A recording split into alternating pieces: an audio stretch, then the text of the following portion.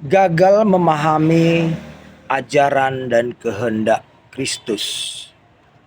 Salve Bapak Ibu dan saudara-saudariku yang terkasih di dalam Yesus Kristus.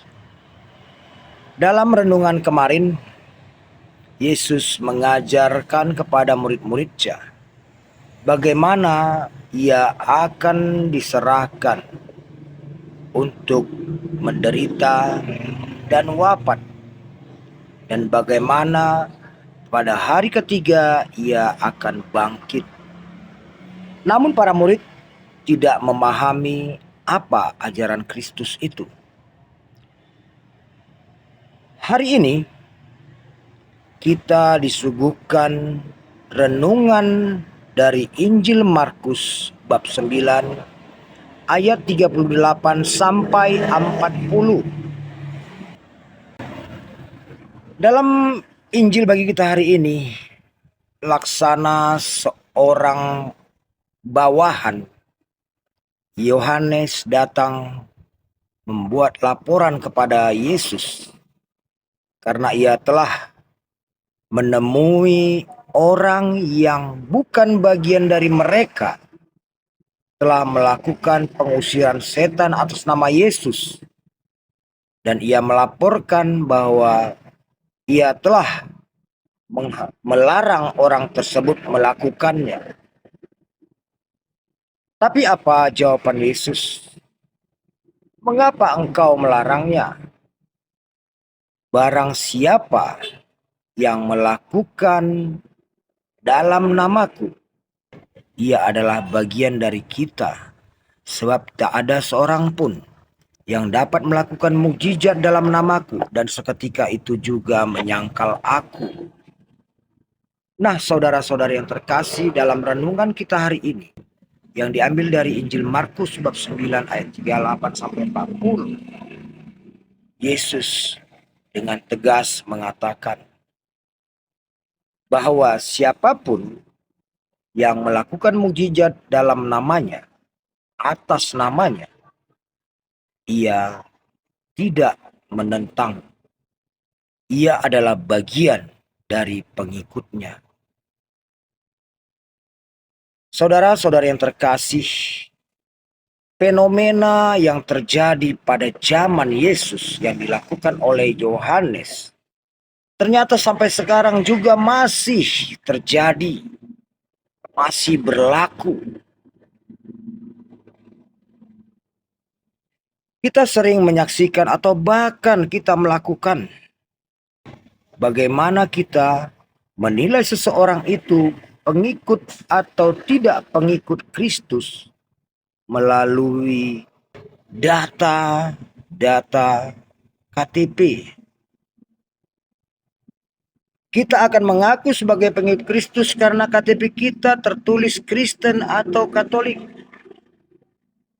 Kita mengakui seseorang sebagai pengikut Kristus karena di KTP-nya tertulis Kristen atau Katolik. Dan kita akan selalu mengatakan bahwa seseorang itu bukanlah pengikut Kristus bila di KTP-nya di kolom agama tidak tertulis Kristen atau Katolik. Hal ini hampir sama dengan yang diperbuat oleh Yohanes, bagaimana ia melarang orang melakukan mukjizat atas nama Yesus karena selamanya ia tidak melihat orang tersebut bersama-sama mereka. Jadi data atau surat keterangan menjadi yang utama. Itu kita perbuat. Data administrasi menjadi patokan bagi kita seseorang itu beriman kepada Yesus Kristus sebagai Tuhan. Tapi Yesus mengatakan sebaliknya. Ia mengatakan, barang siapa yang melakukan mukjizat atas namaku, ia adalah bagian dari kita. Ia adalah pengikut Yesus. Yesus tidak mau terpaku pada administrasi, tapi Yesus lebih peduli pada sikap, tindakan, perbuatan Karena itulah buah dari seseorang. Itulah citra seseorang, gambaran seseorang yang sesungguhnya. Seseorang itu dinilai dari perbuatannya, bukan dari administrasinya. Nah, Bapak, Ibu, dan saudara-saudari yang terkasih, dalam Injil bagi kita hari ini kita diingatkan, marilah kita mulai merubah perspektif kita menilai saudara-saudari kita. Jangan kita terpaku pada administrasi, tapi kita harus lebih objektif menilai orang itu, saudara-saudari kita itu, dari sikap dan perbuatannya. Karena pengikut Yesus itu dilihat dari sikap dan perbuatannya, bukan sekedar data administrasinya. Nah, Bapak, Ibu, dan saudara-saudari yang terkasih, murid Yesus Yohanes bisa salah dalam menanggapi kehendak Yesus, dalam menanggapi ajaran Yesus. Kita juga bisa salah. Tapi pada hari ini kita diingatkan Yesus agar kita merubah cara pandang kita, cara penilaian kita. Marilah kita saling dukung, saling membantu untuk sama-sama teguh mengikuti Yesus dalam sikap dan perbuatan. Tidak terbatas, tidak terkungkung, tidak terkurung pada administrasi saja. Administrasi memang perlu, namun bukan itu yang utama. Perbuatan yang keluar dari hati kita itu lebih utama daripada data administrasi. Karena Allah menilai perbuatan kita.